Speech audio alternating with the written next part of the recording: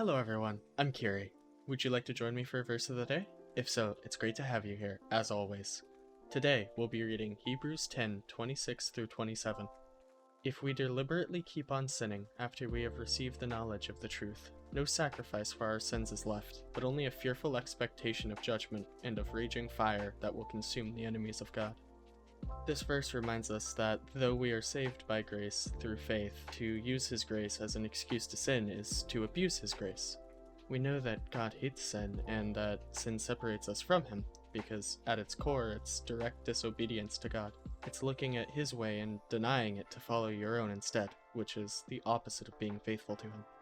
Our biggest goals as Christians should be to repair our broken relationship to Him caused by the fall, and to help others do the same by spreading His word and giving testimony of all the things He's done for us and through us.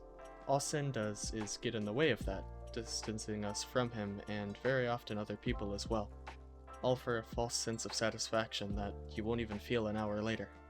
Now, I'd like to point out that this verse talks about deliberate sin. If you didn't know something you were doing was sinful, or you're actively repenting and turning away from a sin but keep returning to it out of weakness, God's grace is with you, and He will help you out of that if you let Him.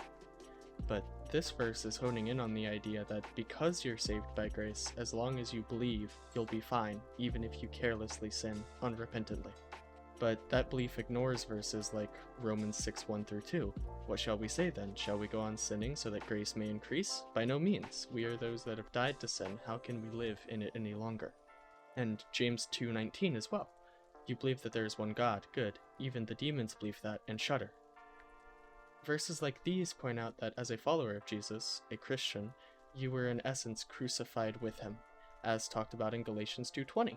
I have been crucified with Christ, and I no longer live, but Christ lives in me. The life I now live in the body, I live by faith in the Son of God, who loved me and gave Himself for me. And so, how as a Christian can we go on living within deliberate and unrepentant sin? Honestly, we can't, because as Jesus says in John 14:15, if you love me, keep my commands. Thank you all for joining me, and if you stayed this long, thank you. It means a lot. This was a bit of a longer one, but there's just a lot of verses that connect with the original, and I felt it's an important one. I hope you all have an amazing rest of your day, and may the Lord's peace be with you. God bless.